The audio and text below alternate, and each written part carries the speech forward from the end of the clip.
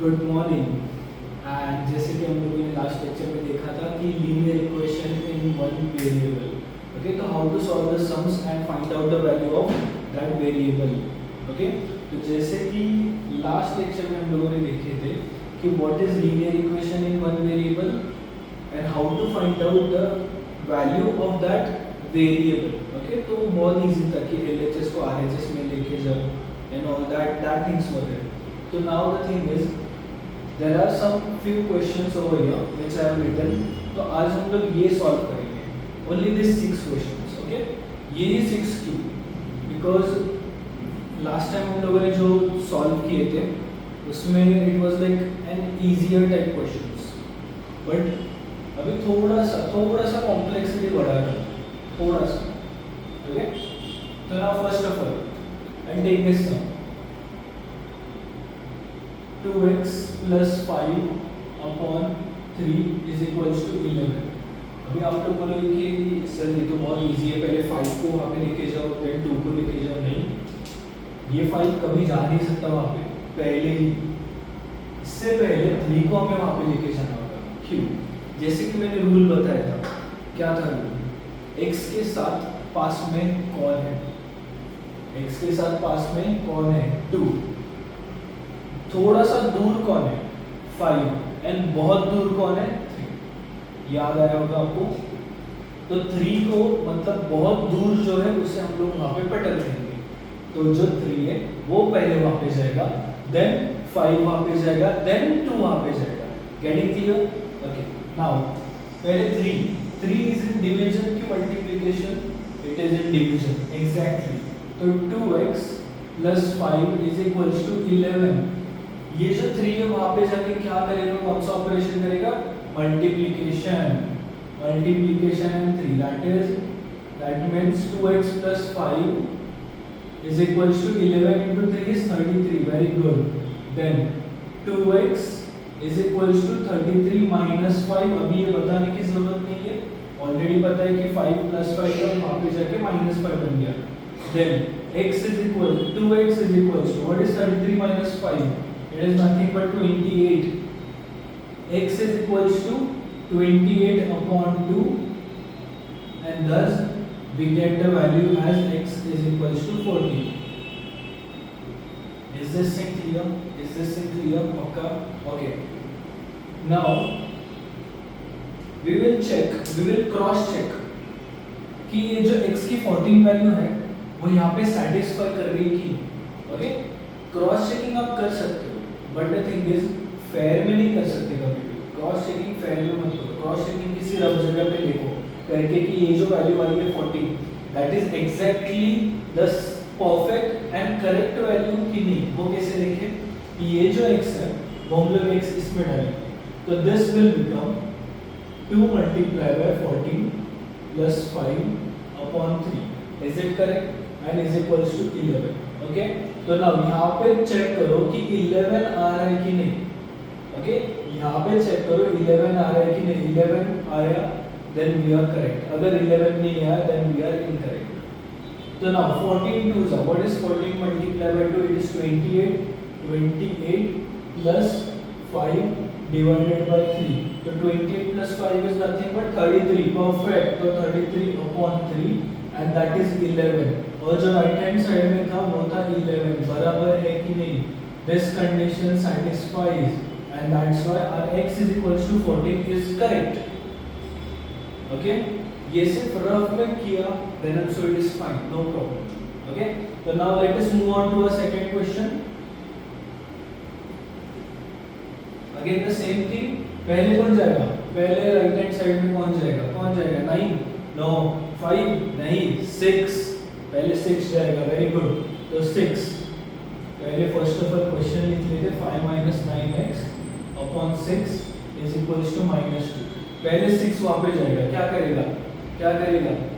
Multiply, divide, plus, minus, exactly multiplication. तो 6 वहां पे जाएगा तो मल्टीप्लाई करेगा। 5 minus 9x is equals to -2 multiplied by 6। now -2 multiplied by 6 कितना आएगा? It is nothing but -12। perfect। 5 minus 9x is equals to -12। Next 5, now the 5 is over here. अभी आप लोग बोलोगे सर 5 माइनस में, 5 माइनस में नहीं है, 5 के पास ऑलरेडी प्लस का साइन है। क्यों? क्योंकि हम लोग अगर यहाँ पे कुछ नहीं लिख रहे तो यहाँ पे प्लस होता है, ये आपको पहले लेक्चर में बताया था मैंने। तो now this plus 5 goes over here, तो it will become -5। Very good. And यहाँ पे क्या बचा? 9x। नहीं, यहाँ पे बचा -9x। Getting clear? सिर्फ मैंने यहाँ से 5 उठा के वहाँ पे पटक दिया, -9x वैसे का वैसा ही है। ओके नेक्स्ट, देयरफॉर -9x -19 और -5 कितना होगा? सॉरी -12 और -5 कितना होगा? It is nothing but -17। Perfect, -17। Now ये जो -9 है वो वहाँ पे जाके क्या होगा? अभी आप लोग बोलोगे कि सर -9 तो वहाँ पे जाके +9 होगा। नहीं, x के साथ कौन है? -9। x के साथ क्या ऑपरेशन कर रहे हैं? मल्टीप्लिकेशन। तो वो -9 मल्टीप्लिकेशन में है, वहाँ पे जाके क्या करेगा? डिवीजन करेगा। Exactly x will be equals to -17 upon -9। Confuse हो? ओके, फिर से एक्सप्लेन कर देता हूँ। नाउ x के साथ कौन है? -9 और x का ऑपरेशन क्या है? मल्टीप्लिकेशन। तो -9 का ऑपरेशन मल्टीप्लिकेशन के साथ है ना, तो वहां पे जाके क्या होगा? डिवीजन। आ रहा है समझ में? यहाँ से उठा के मैं वहां पे डायरेक्टली +9 लिखूंगा तो देन इट इज रॉन्ग। कुछ बच्चे ऐसे करते हैं कि x इज इक्वल्स टू -17 + 9। अरे प्लस का ऑपरेशन कैसे आ गया? प्लस का ऑपरेशन कैसे आ गया? यहाँ पे इट इज मल्टीप्लिकेशन, तो वहां पे जाके वो डिवाइड होगा। Okay, then this is incorrect. Getting clear? Okay, now we can cancel negative and negative also over here and we can write x is equals to 17 upon 9। ये हो गया x की value. Is this thing clear? Okay, now the third question। अभी third question में आप लोग बोलोगे कि सर पहले 3 चला जाएगा वहाँ पे। नहीं, 3 नहीं जाएगा। ठीक से सोचो। 7x - 6 upon 3 -9 is equals to -12। मैंने जानबूझ के एक और वैल्यू डाली यहाँ पे ताकि आपको पता चले कि हम क्या करें। ओके, तो now first of all x के साथ पास में कौन है? एकदम करीब 7। x के साथ थोड़ा सा दूर कौन खड़ा है? 6 -6। एग्जैक्टली -6। x के साथ और दूर कौन खड़ा है? तो ये वो है 3। ओके, और ये जो घर है, ये जो घर के बाहर कौन खड़ा है? -9। तो मतलब सबसे दूर कौन है? That is -9। Exactly clear? तो -9 पहले वहां पे जाएगा, देन 3 वहां पे जाएगा, देन 6 वहां पे जाएगा, देन 7 वहां पे जाएगा, एंड x अकेला ही वहां पे खड़ा रहेगा उस घर में। Getting clear? बहुत इजी है। तो चलो सॉल्व करें। 7x - 6 upon 3। Now this -9 goes over here and it becomes +9। Okay, -12 and +9। मैंने इज इक्वल टू के नीचे इज इक्वल टू लिख रहे हो, दैट इज बिकॉज आपको ठीक से पता चले कि LHS और RHS में हम लोग कर क्या रहे हैं। ओके, तो नाउ -12 + 9 कितना होगा? बताओ फास्ट -3। परफेक्ट। तो नाउ 7x - 6 upon 3। अभी तो बहुत इजी है, ऐसे ही दिख रहे हैं इक्वेशंस। यस, तो सॉल्व करो फटाक से। तो 3 will go over your first, तो क्या बन जाएगा? 7x - 6 is equals to -3 into 3 कितना होगा? परफेक्ट, बोलो 9 -9। Exactly 7x is equals to -9 6 वहां पे गया तो क्या हो जाएगा? +6। एग्जैक्टली, तो 7x is equals to -3, then x is equals to -3 upon 7, and this will be your answer of that variable. I hope you understood all these 3 questions. So now my point of view is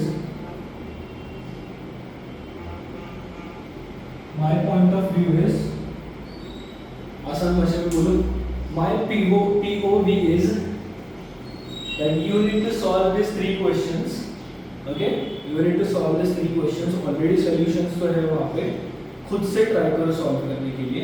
already solutions तो आपके सामने है ही. Okay, अगर कहीं पे आप अटक जाओगे then you can pause this. Okay, तो now pause the video and try to solve this questions. Okay,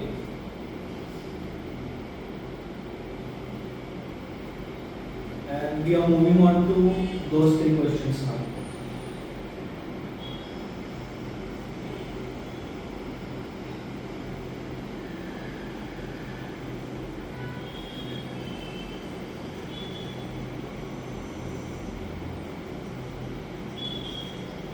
Okay, now before solving these type of questions, I want you all to just tell me कि यहाँ पे क्या होगा.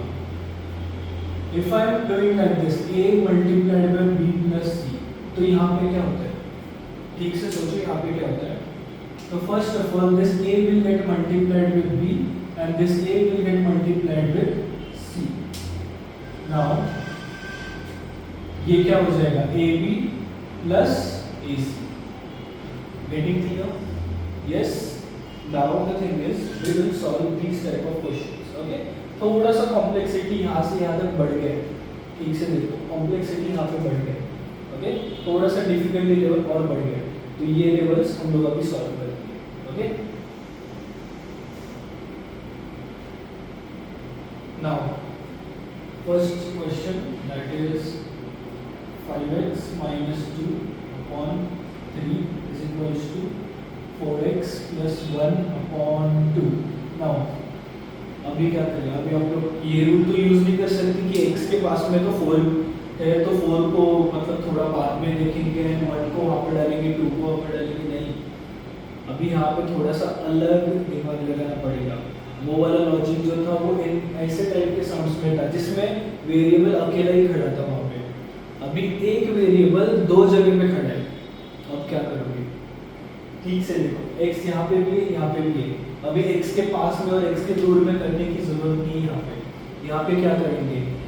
As you know, जैसे fractions में हम लोगों ने किया था x upon 2 is equals to 4 upon 3. तो हम लोग क्या करते थे? हम लोग क्या करते थे? 3 को स्ट्रेट अवे मल्टीप्लाई ओवर या एंड 2 को स्ट्रेट अवे मल्टीप्लाई ओवर, तो it becomes 3x and it does becomes 4 to the 8. ऐसे करते थे. याद है कुछ? तो वैसे ही हम लोग यहाँ पे यूज करेंगे. Now these questions are looking like fractions over here. तो ये fractions को ही हम लोग ऐसे ही मल्टीप्लाई कर देंगे सीधा. तो 2 gets multiplied over here. और आप लोग बोलोगे कि सर यहाँ पे 2 ब्रैकेट में क्यों लिखा है? ब्रैकेट के बाहर क्यों लिखा है? तो the thing is, अगर कोई दूसरे घर का मेहमान, दूसरे घर का इंसान हमारे घर पे है तो किसको मिलेगा? तो first thing is he will meet this person and second he will also meet this person. कभी ऐसा होगा क्या कि ये पर्सन आ गया यहाँ पे एंड सिर्फ इसको ही मीट करके चला गया? नहीं ना. फॉर एग्जाम्पल, अगर कोई मेहमान आपके घर पे आए तो आपके मॉम और डैड दोनों को मिलेंगे. यस, दोनों के मिल के जाएंगे. यस और नो. वैसे ही कभी ऐसे देखा है कि कोई तो मेहमान आ गया, आपके डैड को मिल के चला गया, मॉम को नहीं मिला? ऐसे पॉसिबल ही नहीं है ना. वैसे ही यहाँ से ये मेहमान आ गया एंड ये दोनों को भी मिलके चला गया. आ रहे समझ में? तो नाउ ये जो मेहमान है वो अभी क्या होगा? वो दोनों को भी मिलेगा, दोनों को मीट करेगा and then he will go. आ रहे समझ में? इजी है अभी. Now it is easy. चलो देखते हैं क्या होगा. 5 into 2 it becomes 10x. yes, and 2 into minus 2 it becomes minus 4. perfect. Next 3 into 4 12x. 3 into 1 plus 1 that is plus 3. Is this clear? Now यहाँ पे क्या करोगे? अभी ऐसी सिचुएशन में 12x और 10x भी है, 4 भी है और 3 भी है, माइनस 4 भी है और प्लस 3 भी है. क्या करोगे? वन बेस्ट चीज आपको बता दूं, भाई भाई एक साथ, बहन बहन एक साथ. ठीक है, फिर से रिपीट.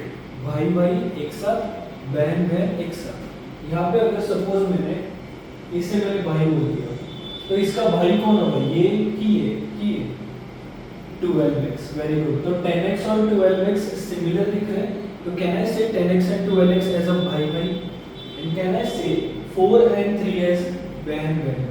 तो भाई भाई को एक साथ लेके आओ और बहन बहन को एक साथ लेके आओ। कहाँ पे लेके आओगे, भाई भाई को हमेशा लेफ्ट में रखो, मतलब x वाली जो भी टर्म है ना वो हमेशा LHS में रखो, आपको आंसर इजीली मिल जाएगा। ओके, तो 12x, अभी ये जो 10x है यहाँ पे 12x है, मैं कौन से टर्म को उठा के वहां पे लेके जाऊँ, 12x को उठा के लेके जाऊंगा, तो 12x इज ऑलरेडी प्लस 12 हो गया, तो वहां पे जाके क्या बनेगा, -12, वेरी गुड। तो it becomes 10x minus 12x, और ये -4 बचा वैसे ही, and +3। नाउ अभी बहन बहन को एक साथ लेके आओ, यहाँ पे कौन है -4, वो वहां पे जाके क्या करेगा, +4 बनेगा, very good. Is this thing clear, +3 को नहीं लिखा तो भी चलेगा plus, and this becomes +4। Getting clear, भाई भाई और बहन बहन एक साथ आ गए, तो now just make an operations plus minus जो भी होगी वो, तो जैसे कि 10x minus 12x कितना आएगा, exactly that is -2x, and what about 3 plus 4, it is 7। Now x will be equals to 7 upon -2।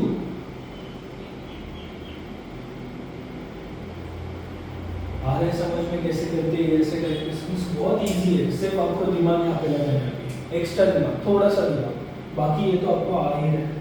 And एक यहाँ पे दिमाग लगाना होगा कि भाई भाई और बहन बहन को एक साथ लेके आओ, this thing and this thing. Okay, these 2 steps are important, जो आपको पता होने चाहिए, हमेशा पता होने चाहिए। ओके, कौन सा भी linear equation with one variable है, आपको ऐसे ऐसे सॉल्व करके आना चाहिए। Okay, now next is second question, 7x minus 8 upon 5 is equals to 2x plus 5 upon 4। Again the same thing, यहाँ पे लेके आओ 4, 7x minus 8, 5 को वहाँ पे लेके जाओ 5, 2x plus 5, 4 into 7, 28x, very good। 4 into -8, -32, 5 2s are 10, 10x, 5 5s are 25। Is this thing clear? बराबर। Okay, now the thing is same step repeat, कौन सी, भाई भाई और बहन बहन एक साथ, 28 minus 10x and 25 plus 32। Easy थे ये स्टेप,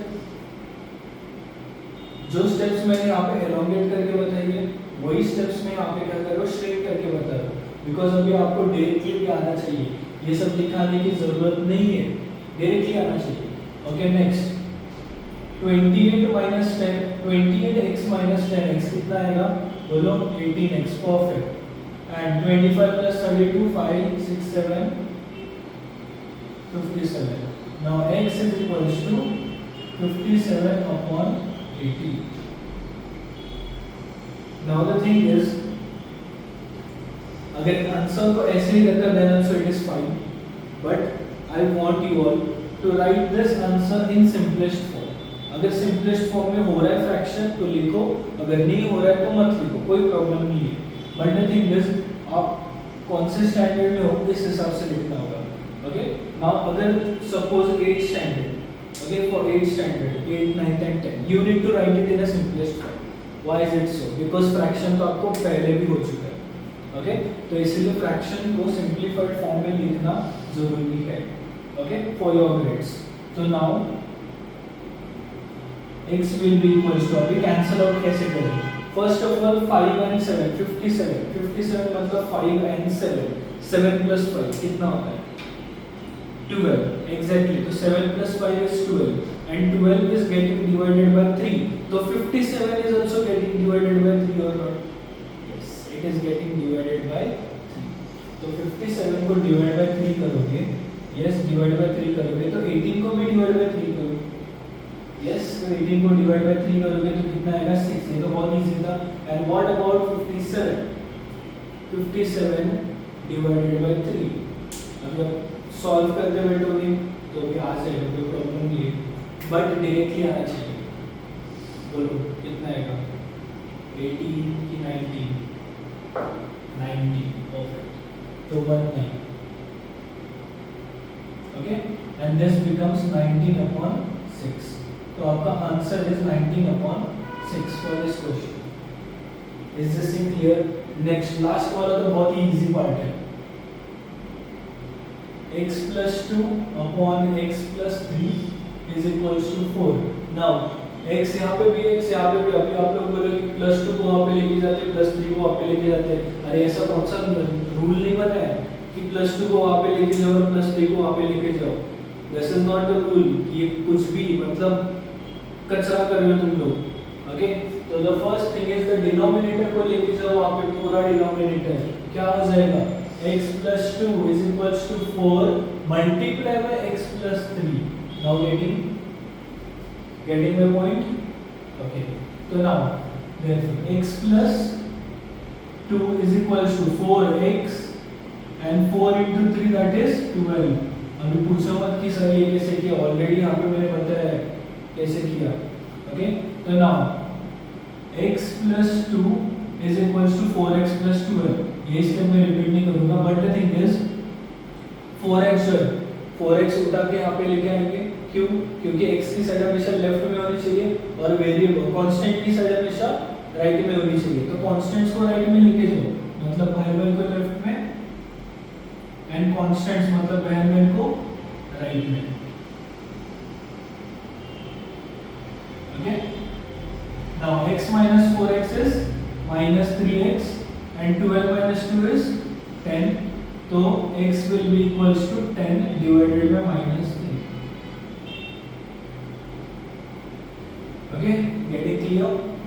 yes, x की वैल्यू अभी 10/-3। now the thing is for this question and this question आपको एक ऐसा सवाल आ चुका होगा कि माइनस को नीचे लिखे कि ऊपर लिखे। अगर ऊपर लिखे then also it is fine, नीचे लिखे then also it is fine, बीच में लिखे then also it is fine। you can write like this also, -7/2। you can write like this also, -7/2, and you can write like this also, -7/-2। all three are same, okay। so the thing is I would suggest you to write like this, बीच में ही minus आना चाहिए। मतलब अगर यहाँ पे मुझे लिखना होगा तो मैं ऐसे लिखूंगा -10/3, yes, and this will be my proper answer। okay, I hope you understood all these type of questions and also the complexity of those questions। okay, तो the thing is difficulty level आपको पता चल गई होगी for linear equations। next is और थोड़ा सा और difficult कैसे होगा वो भी देखते हैं and we will move on to the word problem straight away। ठीक है, तो just done for the day। okay, bye।